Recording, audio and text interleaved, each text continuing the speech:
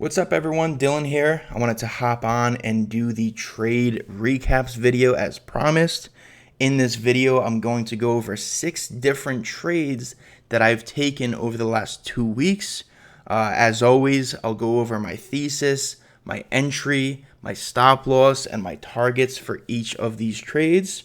As stated in the Discord, May of 2022, this current month, has actually been the best month of my trading career. And I don't mean that in terms of dollar amount. I mean that in terms of just being able to trade without any emotions. So, as I've said in the past, I have been able to get to the point where my emotions are numb. In other words, when I have a plan for a particular trade setup, I let that plan play out, okay? A lot of you guys, including myself when I first started, you make a plan, you enter the particular trade, and you do not follow that plan because of emotions, okay? You might see, a little pullback or a candle that you might not like, and what you do is you sell way too soon or way too late, depending on what happens in the trade. So this month, so far, I don't want to jinx it, but so far this month has been absolutely flawless in regards to making a plan and following it no matter what happens in between. Okay, so I'm really, really proud of that. And obviously, once you can do that, the money will follow. So yes, this month has been incredible in terms of money, right? My profits, but we're not going to talk about any of the profits or dollar amounts in this video because it's all relative. Just because I make, say, $500,000 on a trade doesn't really mean anything, right? You might look at that and be like, holy shit, 500,000, but little do you know that the percentage gain is different, right? Even in the testimonials tab in the Discord, you might see someone make $100 and be like, oh, whatever, that's $100 is nothing. Little do you know that person may have made that with $100 invested, where it's 100% gain. On the flip side, you might see someone make $30,000, but little do you know they invested $100,000 into that trade. So technically, the person who made $100 was actually a much better trade, considering it was 100% gain compared to a 30% gain of the person that made $30,000. So like I said, dollar amounts are all relative, doesn't really mean much. What means the most is being able to stay patient and follow your plan and be able to trade without any emotions. Once you can get to that point, that is when you know that you have succeeded as a trader, okay? And I understand it's way easier said than done. It took me over 3 years to get to that point, and here we are now. So let's get right into the video. So the first trade that I took was on RBOB. This was last week. This trade was an absolute banger. Phenomenal trade. Worked out exactly how I planned on, it working, and here is what I saw. So what I do when I trade these 4 names is I compare them with one another, okay? So similar to the way that I compare, say, NVIDIA to AMD, because they are part of the semiconductor sector, right? We've gone over that in numerous videos. So in this case, for commodities, I always group together different sectors within the commodity. So say metals, for example, you have gold and silver. They tend to move in correlation to one another, okay? Does it always work out exact? No, of course not. But what I like to do is I like to analyze both assets, and what that does is I gain different context clues to help me come up with a thesis, and then, in return, come up with a trading plan. So same goes for these energy products, right? We have crude oil, we have RBOB gasoline, heating oil, and Brent oil. Okay, so I try to come up with similarities and differences between these four. Okay, every single day I'm looking at all four and coming up with a plan around them. Okay, so for this one, I saw a very, very clean trend line on Brent. Okay, let's draw this out. Okay, so considering Brent had this trend line, I was looking at it to bounce at the lower, portion of this trend support. Okay, it also had the top portion too. We'll go ahead and draw that. Okay, so this is what I had going into the trade. Like I said, this trade was last week, so we didn't have any of this, right? We had this. Okay, so what I saw was Brent was doing a very good job respecting this bottom trend line support. Okay, so with this, I then went to the other three energy products and saw if they had similar patterns that I can kind of pick different context clues out of. Okay, so crude oil, let's see, it had a similar downtrend resistance or support, I should say, right? Okay, we could see that. Heating oil and RBOB were relatively stronger. So out of the four, RBOB was the strongest. I always say that if you're looking to play long on a particular name, you want to make sure that name is relatively strong compared to something else. Okay, so say you're playing a tech stock, right? Say you're playing Apple. You want to make sure that Apple is relatively strong compared to, say, QQQ or some of the other major, weighted market cap stocks. So in this case, like I said, we're using these four. So if you look, let's use this March 7th and March 8th highs as a gauge, okay? So I'm going to put a circle around this. Okay, so we're using these highs right back in March 7th and March 8th to gauge the relative strength and weakness of RBOB compared to the other three. Okay, so we have crude. Those highs are all the way up there, right? You could clearly see that it has yet to break over those highs. So RBOB is relatively stronger than crude oil. Okay, let's move on. Heating oil was able to break above. So now we have RBOB and heating oil stronger than crude. Okay, with Brent is actually the weakest. Okay, because on May 10th it bounced at the lower portion of that trend support, whereas crude was slightly above. So crude had this is the trend line support that I had at the moment. You could see that crude did not get down to test that support, whereas Brent did. Okay, in fact, Brent actually went below it for some time. So my thesis for this particular trade was to buy the strongest name, in this case RBOB, when the weakest name got to support. Okay, so what I wanted to see was Brent come down to this bottom trend support and find support there and have price reclaim that trend line.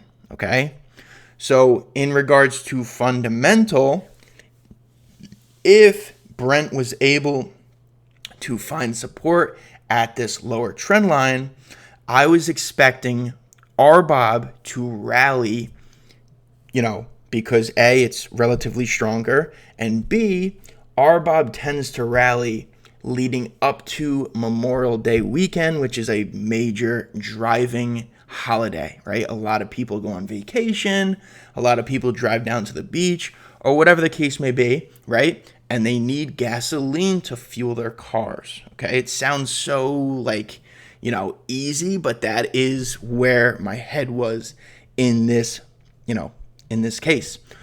So let's zoom in. We'll go to Brent, right? So Brent on May 10th, like I said, it came below that trend line, but it didn't really panic sell. Okay. So, I wouldn't have been surprised if this really lost support and really started to fall, because this was a very, very strong support, right? It's held multiple times, and I wouldn't have been surprised if we saw, say a candle that looks something like this, right? So, considering it's a strong support, you would think if this would breach support, it would, really get ugly and move lower.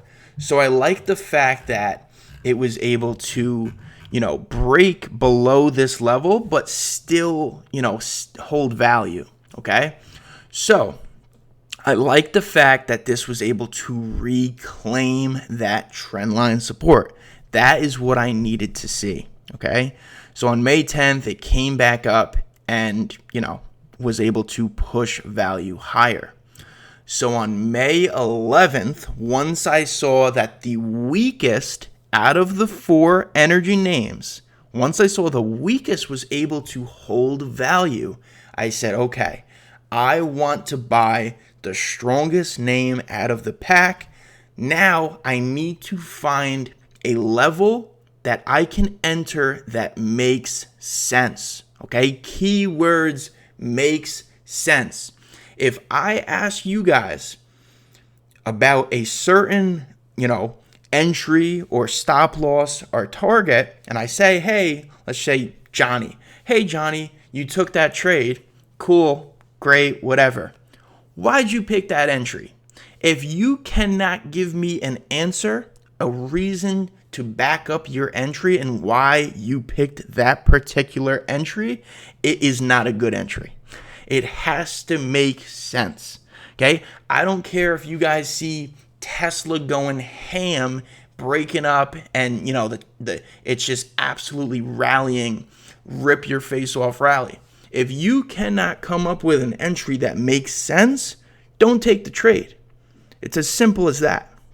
And I understand if you see a particular stock rallying, you want to enter, right? That fear of missing out, FOMO comes in, okay? But if you cannot pick a level that makes sense for your entry, your stop loss, or your targets, do not take the trade, period, okay? So like I said, once I saw that the weakest name out of the 4 held support, I wanted to play the strongest name. So with that said, RBOB was the strongest out of the 4. Now I had to come up with a level that made sense. If you said, hey Dylan, why'd you enter there? I'd say, oh, that was prior resistance. The highs from March 8th, March 7th and March 8th actually, found resistance there, okay? So you could see resistance, and then RBOB came up, and then it became support. You see how price broke above prior resistance, and now it became support. See how price was able to consolidate over that pink level, okay? So let's go back to a 15-minute chart on May 11th, okay? So down here is where Brent was able to hold that trend support level. Okay, that was May 10th. May 11th opens up, and now I have this 364 level that I am looking to enter above. Okay, we get this nice push up, and guess who entered on this nice push up backed by volume? I did. Okay, so now that I'm in this trade, where am I going to exit? So this trade was pretty interesting because rather than using RBOB to determine my stop loss and targets, I used the weaker one, right? I used Brent, okay? So now that I'm in this RBOB trade over this 364 level, that makes sense, right? I'm using the Brent to come up with an area to either stop out or take profits. Whatever one happens first. If this trade failed to work, I stop out. If this trade, works out in my favor, I will take profit at my target.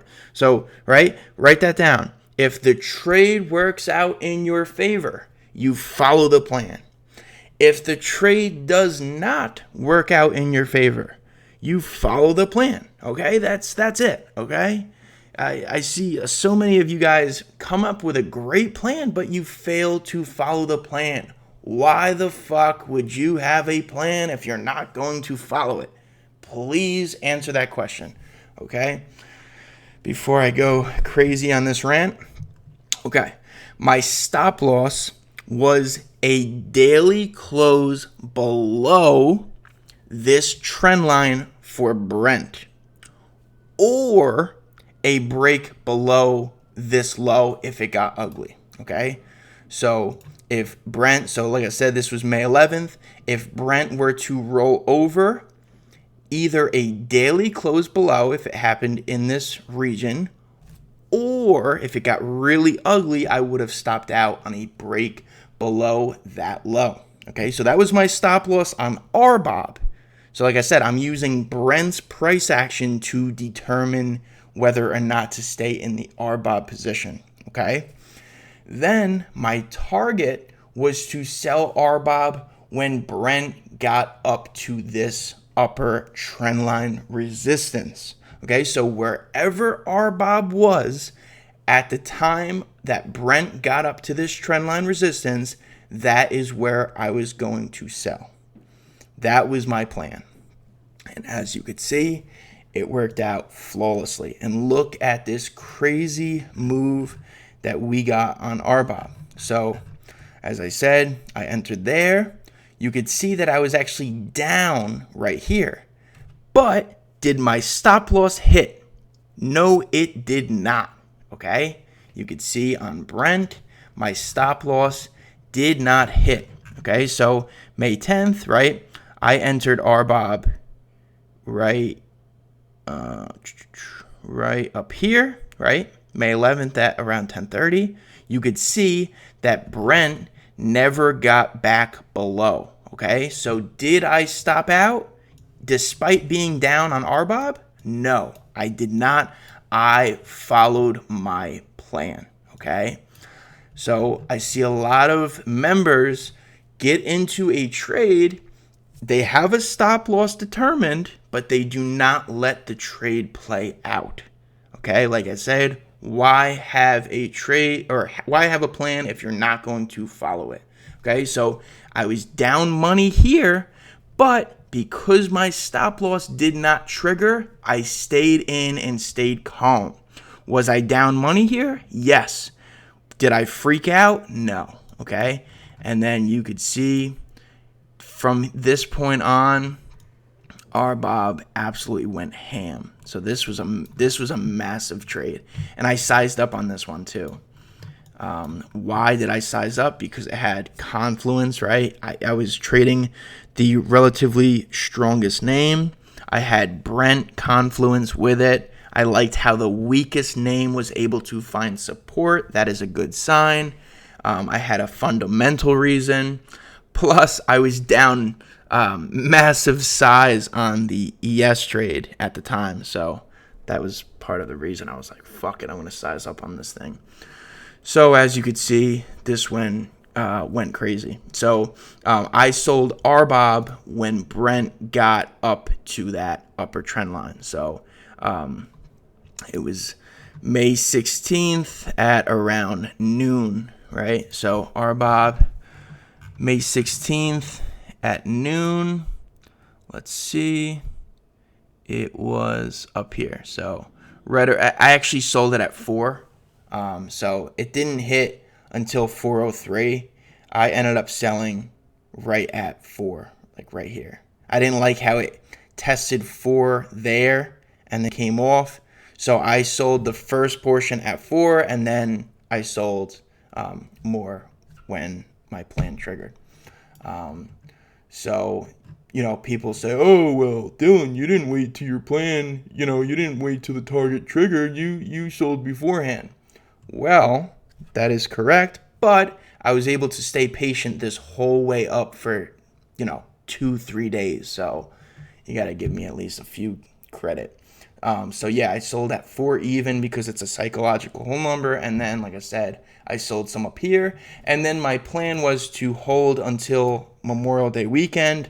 But I actually stopped out the rest right around here. I didn't like how it was really, really starting to fall. So, like I said, I sold some here, then here, and then I stopped out of the rest, like right around here. So overall, it was a phenomenal trade. I'm all out of this one. So moving on, this is going to be a long video, by the way. I'm sorry, but like I said, if you want to watch, great. If not, so long. So crude oil. This was my next trade. Okay. This was pure technical. Okay. So similar to Brent, it had a nice trend line that it was respecting very well. It also had a nice support level too, or resistance level, I should say. So we're going to draw the resistance. It was 115-ish. So right around there, you could see it acted as resistance, and then it became support. If you want, you could, put the time frame lower, and you'll see more detail. The other thing I liked was this parallel channel. All right, perfectly. It was a level. It was an area of confluence. Okay, so not only did we have this pink horizontal support and resistance level that lined up with 115, okay, 115 whole number. So the support and resistance level 1, 115 whole number 2, and then 3, the third area of confluence, was this nice parallel channel. So I use this trend line down here as the bottom of the support channel, and then I use this high there to come up with, the resistance end of the this parallel channel. So this one was pure technical. I got in here when it made a lower high. Okay, so crude oil in the morning of the 18th was coming up here. I liked how it failed right at the top of that resistance, and it failed to break above the highs. So I got in below 115 right about here during pre-market of the equity market, I should say. So 8:30, I got in to crude oil on the short side. Dylan, what was your resistance, or what was your stop loss? My stop loss was simply a clean break over this prior higher day. It was 115.75 to give it enough room in case it did want to break over that high and fail. So 115.75, very, very, very tight stop. So I went heavy size on this. I believe I played like 150 lots, which is very, very big size. So my targets were 106.32. I'll show you why. 106.32. Let's see. 106.32. So this was one of my targets. You could see that it acted as support and resistance a few different times. See, resistance, resistance, support, resistance. support, resistance. So it was a nice pivotal line, right? So that was my first target. And then my second target was actually 100. It was a very ambitious target. Obviously, you could see that we never got down there. It was 100 or the bottom of this parallel channel support. So obviously it never got down there, and I ended up stopping out once it got back over 112. Why 112? Because it found support there the day before. Okay, so you can see where my cursor is, that 112 area, it found support there. So like I said, I took 150 lots short. I sold some at 112 on the way down. I sold a portion at 112, and then I sold more at this 106.32 area, and then I stopped out the rest at 112. So what I do, and I've gotten this question numerous times, people say, oh, when do you change your plan? So once my first target is hit, then I move my stop loss to the entry. Then once my second target is hit, I move my stop loss to my first entry.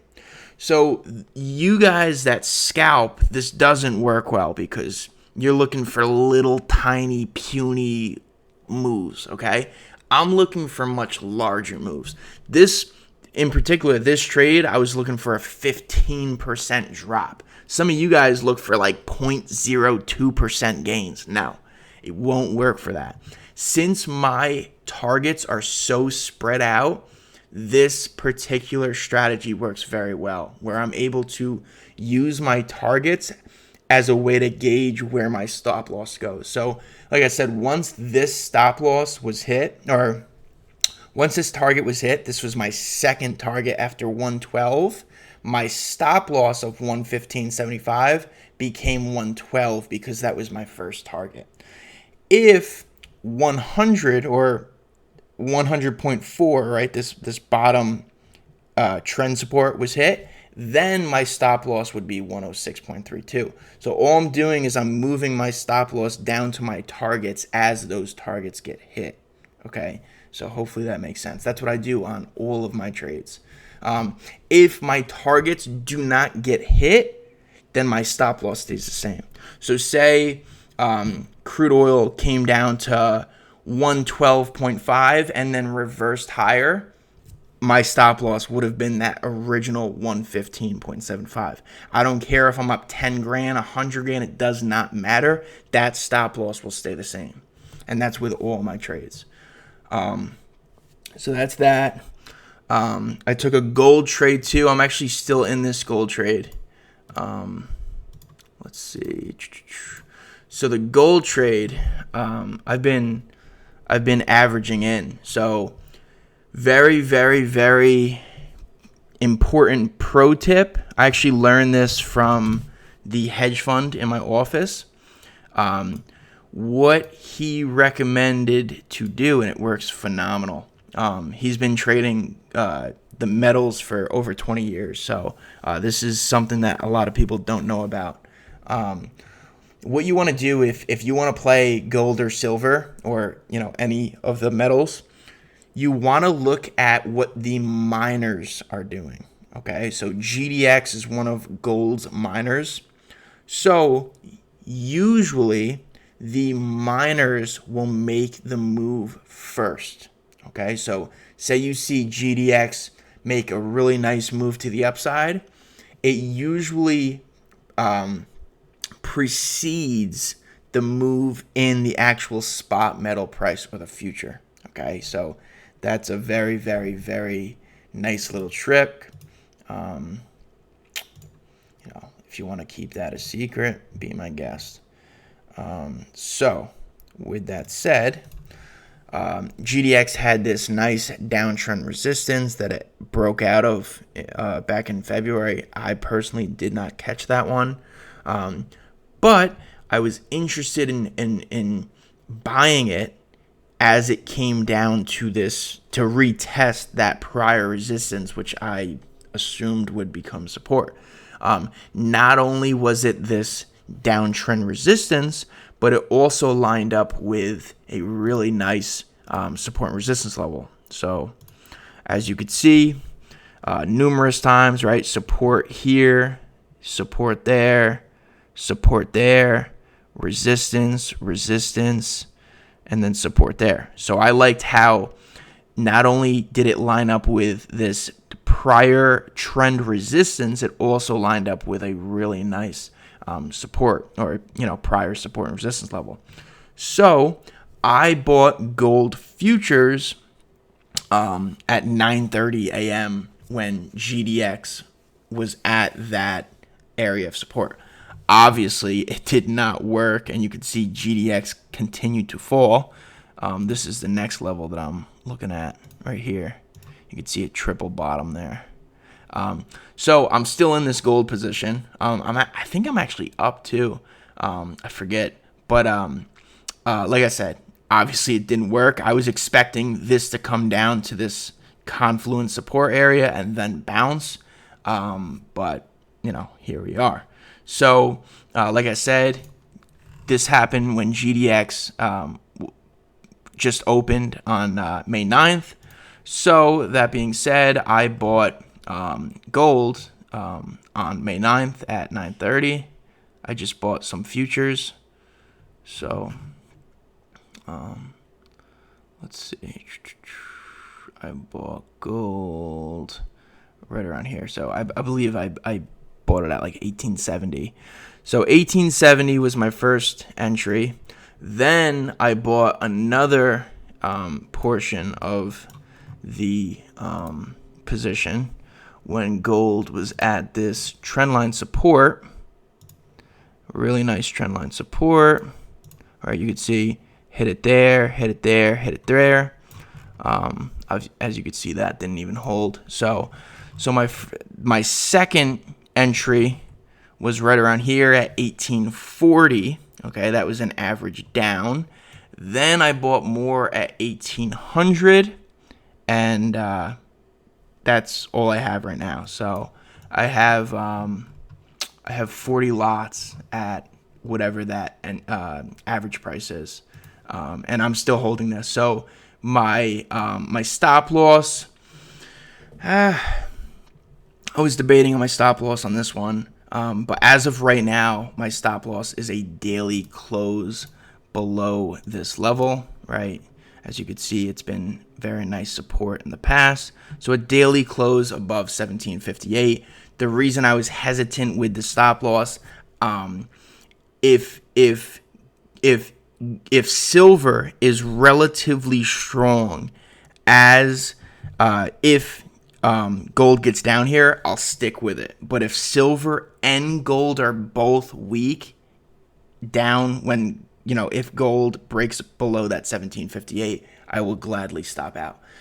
So I'm kind of basing it off of silver as well, because sometimes when silver shows relative strength, it allows gold to catch a bid too. So as you can see, we're at this prior trendline support, which is now clear resistance. So I'm hoping that gold can get back above that resistance and make its way back towards 2000. So one of my targets is 2000. Another one of my targets, this is my first target right here, 1895. So you can see it's prior support and resistance level. So that's my first target, 1895. And then on the way up, I'll sell at the, prior support and resistance levels. So, but 2000 is the ultimate goal for this one. So that's the gold trade. Palladium trade, I told you guys that I was going to buy this one. I'm still in it as we speak. This was weekly demand. So this one has a nice little learning lesson too. So weekly demand. Let's see. I'll draw out the zone for you guys. All right. So we have this weekly demand zone. As you can see, it broke below that weekly demand zone, okay? When you have price break below a zone or above in regards to a supply zone, you delete it. It's gone. Okay, so even though this zone was only breached for a few minutes and then it came right back up, it's totally invalid. The moment price breaches all the way through a demand zone, you get rid of it. So you would think, Dylan, why are you still in this particular play if the weekly demand zone became invalid? It's because I saw this really, really, really nice support level. And I was like, you know what? I'm going to stick with it and just make my stop loss 1830. A break and hold below 1830 is my stop loss. So you can see very clear support on the weekly, right? Support, and then again support, and then again support. So as you could see, price got really, really, really close to that, but it never broke below. Never even hit that level. So it came really close. I was very close to stopping out, but I'm still in it to this very moment. So I got in at 1940. I literally just had a bid there. I got in right here. And then I averaged down at 1900 because it's a whole psychological number. So I got in the bulk at 1940, and then I added half size at 1900. And like I said, I'm still in this trade. Where are my targets? My first target is 2206. Dylan, why is that your target? Well, I have an answer for you. 2206, you could see it was prior, nice resistance, and then it became support. So that's my first target, right? And the risk reward makes sense because my average price is around 1930-ish. So let's just call it 1930. My stop loss is 100 points away. So you want to make sure that risk to reward makes sense. So if the stop loss is 100 points away, my target is 170 points away. So you see how the target exceeds the stop loss? That is what you want. Some people go for 2-to-1, right? Their target will be 100 points away, whereas their stop loss is 50, right? 2-to-1. Some people do 3-to-1, 4-to-1, 5-to-1, whatever the case may be. You want to have your target exceed the amount of points or dollars compared to your stop loss. Okay, so like I said, in this case, we are risking 100 points to make 175, and then that's my first target. I also have another target of 2360. You could see that was prior support and resistance, and then ultimately I would like to see this thing get back up to 2500. So right now I'm like break even on this play, and I do not plan on selling it until either my target gets hit or my stop loss. Okay, I don't care what happens in between. I'm not staring at the screen, I don't have my eyes glued to the screen, right? I could be up, I could be down, I don't give a shit. Unless my stop loss or my targets get hit, I am staying in this, okay? And that is how you have to approach your trades. Unless your entry, exits, and stop loss gets hit, you sit on hands. I don't care if you see a big drop, a big pullback, a big bounce. It does not matter. You stick to your plan, period. Okay? Next is the VIX trade. Okay? This, since TradingView doesn't have the VIX futures, I'm going to show you on this. So I've been talking about the VIX discrepancy compared to ES, okay? I took this trade on May 12th right here. This one, I solely used key levels, right? You guys have access to all these key levels. It's in the cheat sheets of the Discord. So I shorted VIX. This was pretty big size. This was a really good trade. I shorted VIX at 32.50 right there. And then all I did was take profit on the way down. I also took profit at 30 as well. So even though 30 isn't a key level technically on my doc, I still took profits there because it's a whole psychological number. So I took profits at 30.7, then 30, then 28.9, and then I had a very small portion left at 27.5. And then I didn't catch any of the move lower. But this was a very, very good trade. Why did I take it? We'll go back to the ES versus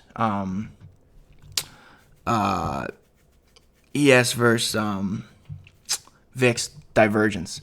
So as you could see from January 24th, I've gone over this chart many, many times. If you haven't seen my other weekly introduction videos, please knock yourself out. So rather than showing you on a bigger time frame as I have in other videos, I'll show you guys on this. So you could see that VIX ever since May 9th has been making lower highs, okay? So like I said, since May 9th, lower highs, right? This high, then a lower high, then a lower high. On the flip side, from May 9th, ES has been making lower lows, okay? So May 9th, okay, right over here. You could see, we'll go on a 30-minute chart. May 9th. Okay, so you could see May 9th, right? You see these lows, lower low, lower low, lower low, lower low, so on and so forth. So this was in a downtrend and VIX was in a downtrend, okay? When the VIX is weak, God, I'm drawing a blank. It hints that the sell-off in the market is getting exhausted. So on top of the VIX making lower highs and ES making lower lows, I also saw that ES was at a key level. So the key level was this 38.58 level. I don't know if this is on the key level list, but if it isn't, you could add it. This was prior resistance, and then it became really nice support. So at the time where ES was bouncing there, that is around the time where I got into VIX. So you could see ES was bouncing there May 12th at 2:30, and I got into VIX at 3:15. So about 45 minutes later, once I saw that ES was bouncing off that key level and VIX was starting to roll over, I was very confident. Plus, I told you guys that the large VIX trader that trades for the prop firm out of my office, he also took this trade with really big size. What was my stop? My stop was 34.2. So I'm still speculating to this day, to this moment, if the VIX futures break above 34, I'm expecting a really, really, really panic sell moment in the market. So it has really not happened since here. So 34.2 was my stop. 32.5 was my entry, and then my targets were 30.7, 30, 28.9, 27.5. And then I was trying to hold for 26.52, but I actually didn't have any lots left. I sold. I covered the other lots here. So, but this was a very nice trade. Last trade that I wanted to go over, this one was a banger trade too, is wheat. Let's see. This trade was really, really good. Okay. So were the other ones, but this one was perfect timing. So I was watching the 1138.6 level. Okay. Why was I watching that? Clear resistance, right? Clear resistance there. Okay. I even put this one in the Discord. I'll show you guys. It was in the main chat. 11:38:6. You could see on May 11th, I said watching 11:38.6 level on wheat. Okay, see that? May 11th. It happened May 12th. You see this timestamp down here? May 12th. So it happened the very next day after I posted that in the Discord. So what I liked about this is that the WASD report came out. So the WASD report stands for World Agricultural Supply and Demand Estimate. So this is a really, really big catalyst for the grains complex, right? Wheat, soybeans, soy meal, corn, stuff like that, right? All of the agricultural names. The WASD report comes out once every month. So the fact that wheat was breaking above that particular level the moment WASD report came out, forget about it. I took this one was fucking size too. Okay, so my target was 1190, right? It was prior support and resistance, and then all-time highs. Okay, actually no, it wasn't all-time highs. It was actually this 1257. And when I say all-time highs, I mean on the July contract. So targets were 1190 and 1257. This trade worked out incredible. So as you can see, 15-minute chart, I entered directly above 1138.6 right when the WASD report came out on May 12th at 12 p.m. Eastern time. Okay, it ripped above, pulled back, retested that level, and just absolutely ripped. So as I said, I got out at 1190. It pulled back, and then we were off to the races again. It limited up, and then I sold the very next day after the limit up at my final target. So for this particular trade, what I also liked, not only did it have this resistance level, I also liked how Kansas City wheat was close to the March 7th highs. Okay, same deal like I said in the beginning of this video, where I correlate, I compare and contrast the energy products.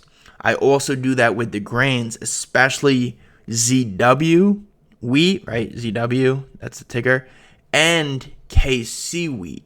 These two tend to move very, very, very similar. Okay, so you could see if we use these the March 7th and 8th highs as a gauge, right? You can see that Kansas City wheat was like right at those highs when the report came out, okay? On the flip side, wheat was much further from the highs, right? So wheat was down here. You can see it wasn't as close to the highs compared to Kansas City wheat was basically right at the highs. So I was expecting that the catalyst, which was the WASD report, was going to be able to catch up, right? Wheat was going to be able to catch up to Kansas City wheat in relation to March highs. Okay, so that was another reason why I took this trade with size. My stop loss was a break below 1100, a break and hold below 1100. So I was risking 38 points to make over 50 for my first target, and then over 120 for my second target. I don't know. I don't want to speak on your guys' behalf, but to me, that's phenomenal risk reward. So that is it. This video is long, but like I said, this is what I'm looking for. Anybody in this chat room can do the same as me, okay? There's no special fucking indicators. I'm not using some crazy algorithm or some crazy, like, mathematical equation. All I'm using is support and resistance levels and zones, okay? Those are the backbone of the strategy. And then on top of that, I'm using price action in regards to using certain, highs to gauge relative strength and weakness. I'm looking for, higher lows, lower highs. I'm looking at some of the other names in their particular sectors, right? I've gone over all of these things numerous times. There are no secrets.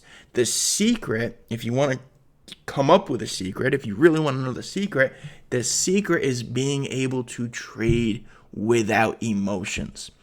Once you can master that, oh my gosh, I'm telling you, once I was able to master that,